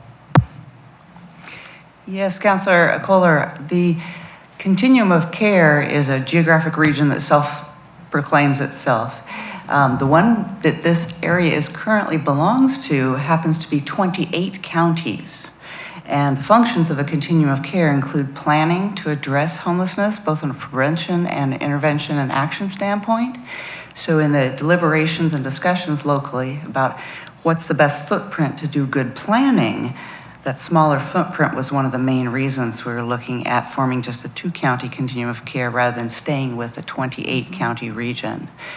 Funding is another issue as well. Okay. Council President Freeman? So, and Jan, this may not be a question for you, maybe it's the question for the city manager and Tim. But we do have an increase yearly contribution from the city of Kaiser, and we have had the lowest contribution of $5,000 a year. And the first year that we put the $5,000 in, we obviously had to take away from other either programs or contingency to meet the $5,000, and now we will be increasing it to $10,000. So I guess if you had your crystal ball, would you anticipate that we're going to keep our funding levels at $10,000? Or are we looking at potentially, as a city, we're going to every year look at some sort of funding increase? I mean, and I would think that that would be all the jurisdictions that would be obviously in part of this continuum of care. And so, and the reason I'm going that is we are a very fiscally conservative city, which I appreciate that wholeheartedly from the city manager and our CFO. And when I'm out with citizens, that's the number one thing that they really love about our city is that we're really fiscally conservative. And so I just want to, if you have any thoughts or if there's been discussions or, kind of what we're looking at beyond the 2021 year, if it's known at all. Mm-hmm. Well, a crystal ball would be what it would take, but I can give you a few thoughts. Looking at it from a standpoint of what's that money going to go for in the first place, we're looking roughly at about a $212,000 annual budget in order to have the staffing for the infrastructure to complete the duties of a continuum of care. Now, a portion of that infrastructure money will eventually be coming from HUD. How much, we don't know yet. So trying to get us stable in a period of a couple of years is what these allocations are looking to do. Beyond that, each entity, of course, gets to decide how much they choose to contribute, trying to get some equity amongst sizes and the regions and so forth. But you also have overlaps. I mean, Kaiser's in Marion County. Marion County also contributes. The school district is looking to contribute. So it's not necessarily a geographic footprint per se, and it is a partnership of the willing. So the assessment isn't being given to you, it's a suggestion, and it really is your choice to make or not. Perfect. Thank you very much. Thank you. And in our discussions, we have talked about that each of our jurisdictions has to go through our budgeting process. So this is a recommendation based on stable funding for the operation of the continuum so that the dollars we receive will go into programming once we have established the continuum and are receiving the federal funds. Councilor Freed? Thank you, Madam Mayor. As I'm looking at this this attachment that it has the financial contributions from each of the entities, is that there are a lot of cities, and admittedly there's the smaller cities, but are those cities putting forth nothing to this effort, or are those just not listed on here? Or, I mean, because I'm looking at this and we've got Marion County, City of Kaiser, Polk County, Independence, Monmouth, and Salem are the only contributors to this effort, and yet these other counties will benefit in. Okay, well that's my question. So yes, So because we are affiliated at the request of people who are on the Homelessness Initiative Task Force originally, we're housing this within the Council of Governments. So you see all of the cities who are members of the Council of Governments on the roster. Okay? And when we're contemplating how do we consider supporting the budget in the future, who pays, who doesn't, and I mentioned briefly it's coalition of the willing, and obviously City of Kaiser was there from the get-go in 2016, along with Marion County and City of Salem, and for a while Polk County, making that initiative means something to our local jurisdiction with the recommendations and the strategic plan that I think most of you are fairly aware of. And so when we said there are people who step forward to make something happen in the first place, now it's can we expand that to have more partners make even more happen? How do we continue to move the dial, if you will, on homeless for our region? And so when we look to invite others, it was again an invitation. Council of Governments can't surcharge all of its members. That doesn't work. So there was a lot of different modeling and looking at how could we engage a broader coalition of folks and what could they bring to the table to do that. So the long and short of it is we didn't have a mechanism to say to each and every person, you shall, again, being voluntary, and the list that you see is Council of Governments folks, but the bulk of those folks who are stepping forward are those who have seen the strongest impacts in their local communities. Not to say Falls City hasn't seen an impact, it has. And so that balance, as we keep expanding the pool of who will come to the table and how they will contribute, the door is always open and it is a choice. And yes, there are people who will benefit without putting any monetary funds in. If I might add as well, some of the very smaller cities, such as Falls City, will benefit from Polk County's participation, and we're very happy to have Commissioner Lyle Morthorst came to the last meeting. Polk County is fully engaged now in this process of the evolution of the Mid-Willamette Homeless Initiative, as we know it, to become the continuum of care. So this interim step is establishing the Development Council that is going to put together the structure that will run the continuum once that is established through HUD. And our two counties become our own continuum, no longer trying to do this really impossible task of coordinating everything from Astoria to Lakeview under one continuum. That has turned out to be extremely problematic, and at the end of the day has not served the people in our two-county area very well. And we have the vast majority of the homeless and those in need are in our two-county area. The numbers bear that out. So that's how this is evolving. One member you do not see on here that has come to ask to be a part of this as well is the Confederated Tribes of the Grand Ronde. And they are bringing funding and they are bringing their incredible resources when it comes to serving people who are homeless and housing insecure. Their elder village is second to none. It's just amazing. And the work that they're doing with veterans was something that Steve Bob brought to the Mid-Willamette Homeless Initiative during our task force year. So we're very happy to welcome them on. Again, they'll be also bringing some resources to make sure that we can run this operation so that we can then establish the continuum that can bring the federal resources into our region. So that's the short, medium, and long range as far as I can see it. And Jan and Janet Carlson are partnered up in doing the incredibly complex nuts and bolts work on this. Good questions. Council President Freeman. So I know one thing that's not on here, and I realize these are federal dollars, but when you apply for funding, will you be, I'm assuming there's going to be a leverage, a match. Will that either come from the state, from, like either Oregon Housing? And so for full disclosure, I work at Oregon Housing, but I'm in home ownership, not homelessness, even though there's sometimes a correlation in there. So will there be potentially some state money that you can leverage or match, or the money that goes directly to our community action agencies? And Mid-Willamette Valley Community Action Agency is here, which receives the, EHA emergency housing and a whole gamut of other resources. And so will that be somehow leveraged in your grant application? And to the extent that dollars that people typically don't see, we're looking at coordinating those funding streams and the services in relationship to them. So when you think about what is the funding that goes to address the issue of homelessness in our region, we have well over $107 million that we can identify. The funding that comes out of continuum of care dollars is less than $1 million. So you're looking at less than 1% that is the continuum of care federal dollars, and in essence, those other monies are the leveraged monies. Okay, thank you. Thank you very much. Further questions? All right, thank you so much for being here tonight and answering our questions. Really appreciate your work on this very, very important issue. Well, thank you very much. I certainly appreciate the dedication of the city of Kaiser to this issue over time. Thank you. Thank you.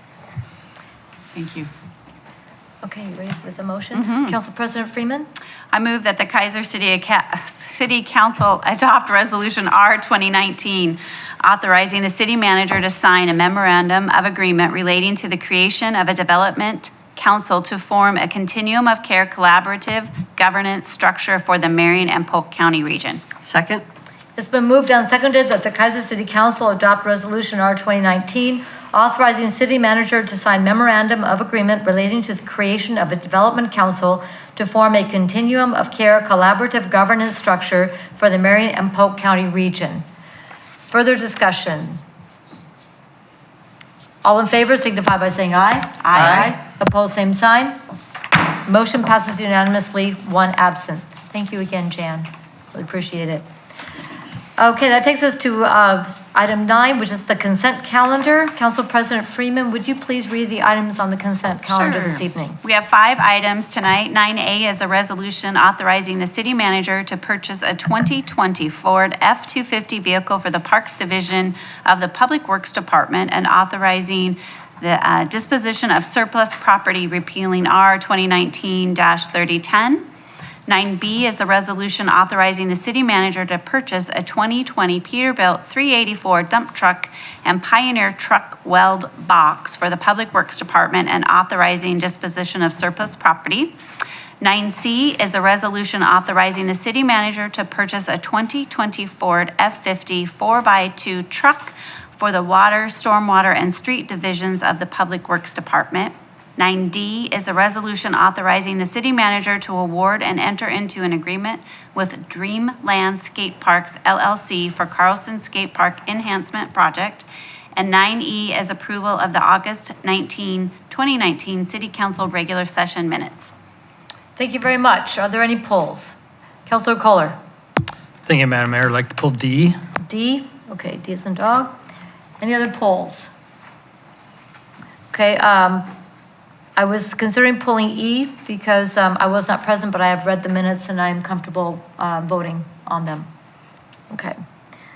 Council President Freeman. I move the Kaiser City Council approve the consent calendar items 9A, B, C, and E. Second? The consent calendar items A, B, C, and E have been moved and seconded. All in favor signify by saying aye. Aye. Opposed, same sign. Motion passes unanimously, one absent.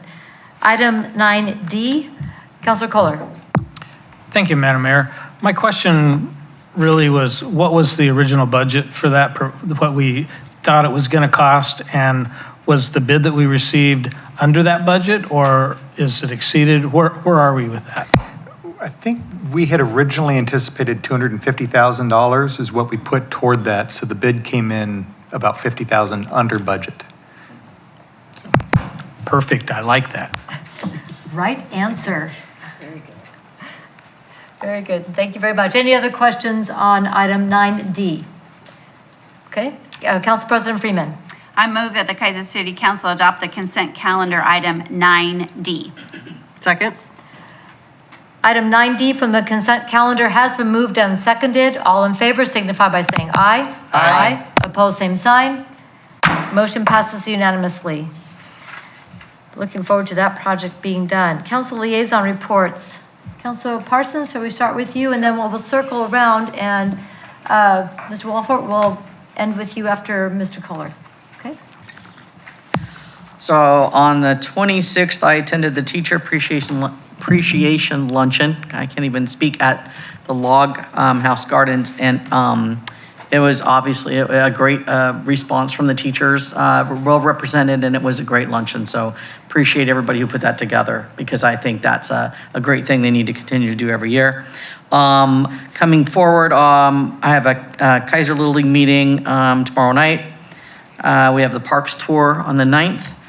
I will be gone from the 10th to the 17th, so I will not be at the 16th City Council meeting. And the Volcanoes are in the playoffs tomorrow night. First game here is Thursday. So hope to see y'all there. That's all I have. All right. Thank you very much. Counselor Smith. Thank you, Madam Mayor. I also was able to attend the luncheon for the school, and that was very nice. They did a great job. Food was really good too, by the way. They did a really good job. It's Kay's Catering, right? Mm-hmm. Oh, yeah. Very, very good. And I just wanted to congratulate and welcome Mr. Wolfert, who also happens to be my nephew. So I'm very excited to have him with us. Very good. Thank you very much. Council President Freeman. Well, let's see. It's been kind of quiet, but so some upcoming meetings that will be back. As we all know, the neighborhood association meetings are starting in September. So West Kaiser neighborhood will meet September 12th, which is a Thursday at 7 p.m. On 9/11 is the Planning Commission. We have a work session, which Councilor Parsons mentioned earlier, on 9/9, which is our annual parks tour.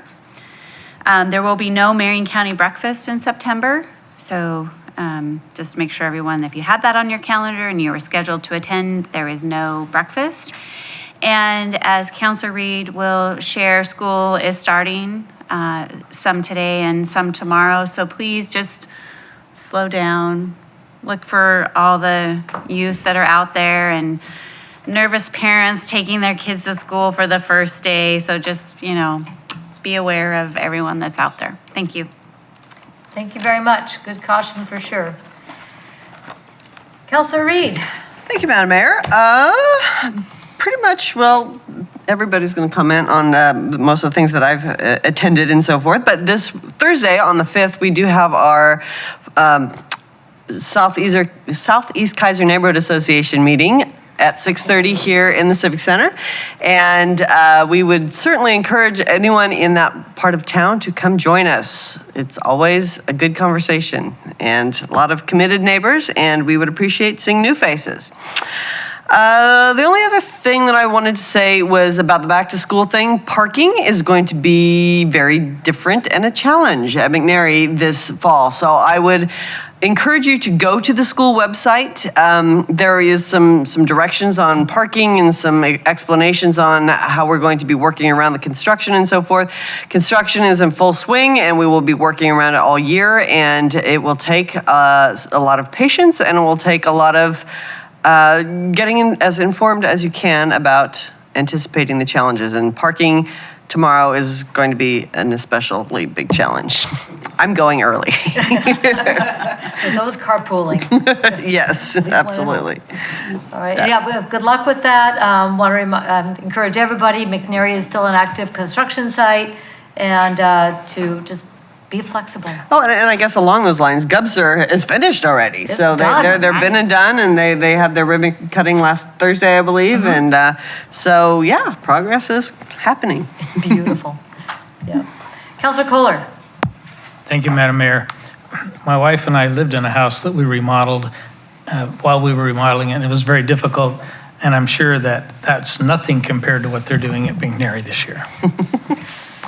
So on the 21st, I attended the Chamber's Government Affairs Committee meeting, and that was well attended, and we had Bill Post that was there that went over a lot of the different bills that were passed and those that were not passed, and some of the challenges that were involved in that. I'm impressed as I see what's going on with the Chamber and what they're doing, and I feel that we have some good allies there, and it's really a good thing. Also went to the Educator Appreciation Lunch, and it was neat to see the teachers recognized for what they're doing. It's pretty amazing to watch the work that they're doing. On the 28th, I went to the Kaiser Community Dinner. It was neat to see Councilor Reed and Mayor Clark there. And we can talk, well, I'll talk about that in a second. And then I went to the Gubster ribbon cutting ceremony and listened to Mayor Clark, talk to all the people there and congratulate them for what's going on. This morning I went to the Bay Bia Thai Kitchen ribbon cutting. Did I say that right? I don't care how you say it, but it really tastes good. So Branding is important. it's really a good place, and my wife and I have had opportunity to eat there several times, and we're going to enjoy them in our community.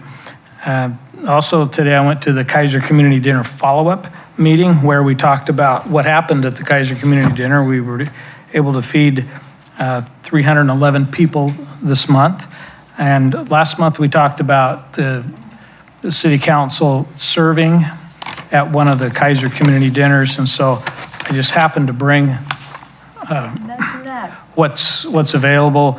At the meeting, they suggested that maybe November might be the good time for us to serve at to serve the food to the people that come. That is the day before Thanksgiving. Is anybody going to be here? Yep. I am. I'm not traveling. So if that's something that we want to take on, that's an opportunity that we have. It would be the 27th.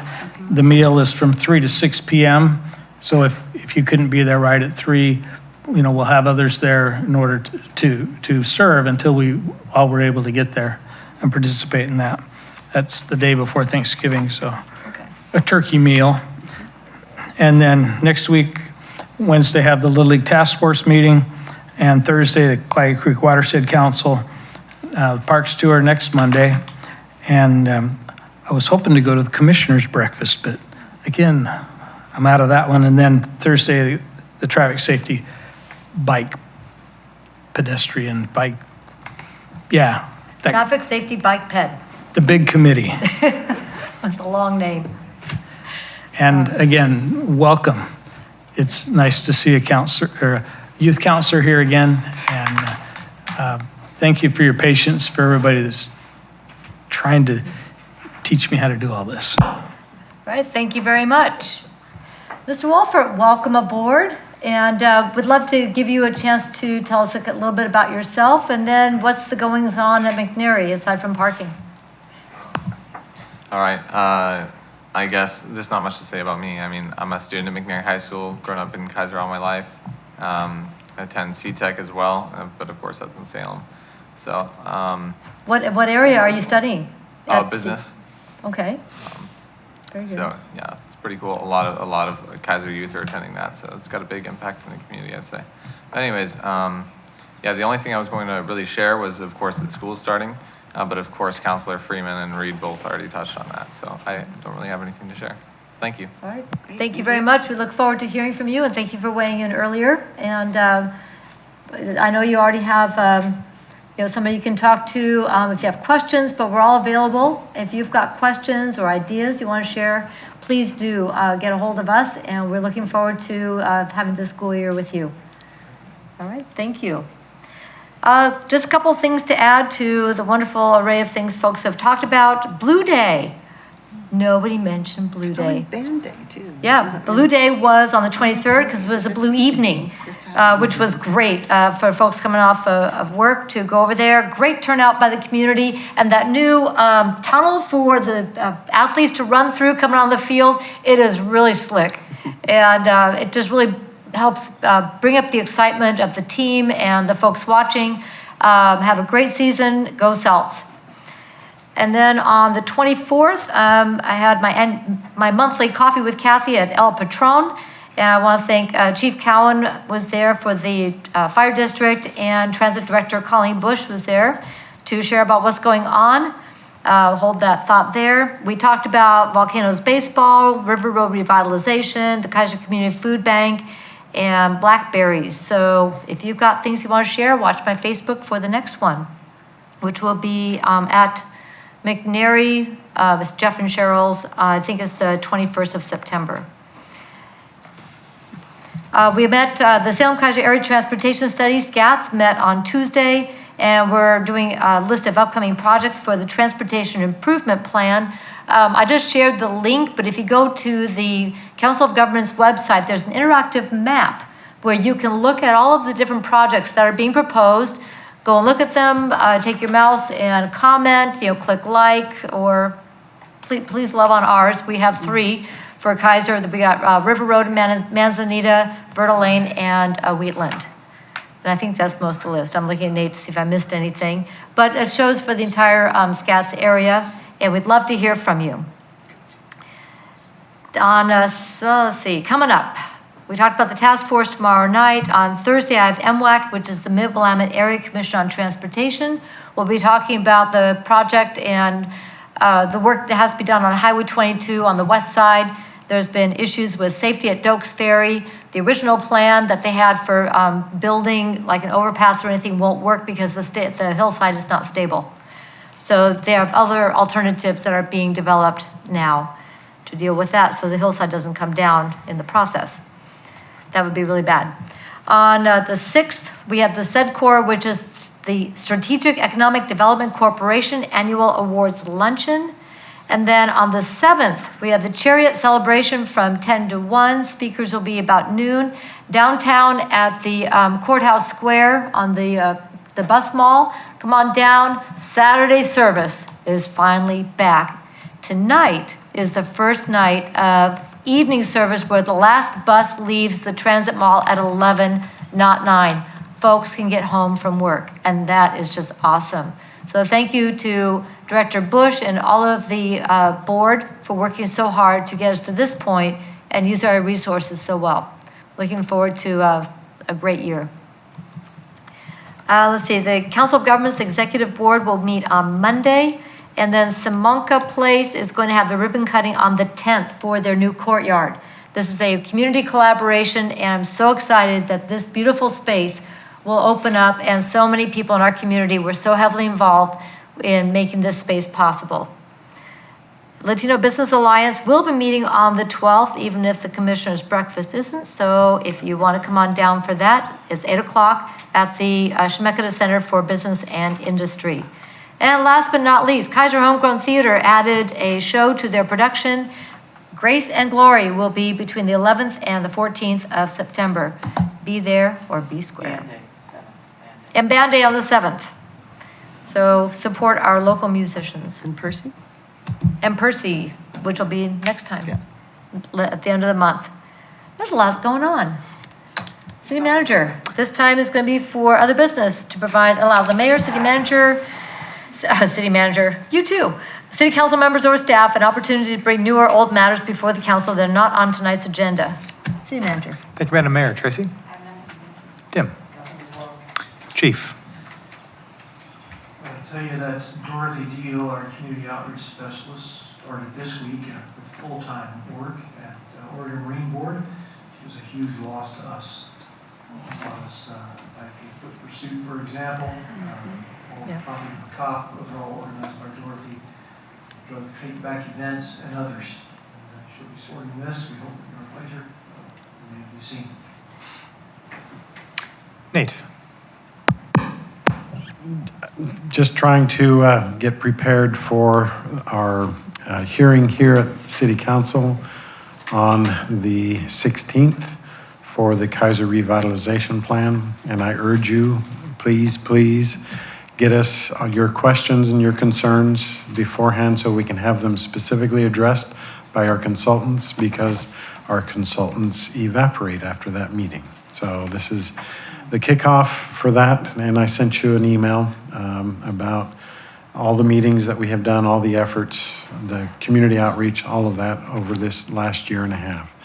So it's going to be an important milestone. Okay. Shannon? Nothing tonight, thank you. Thank you, Madam Mayor. Thank you.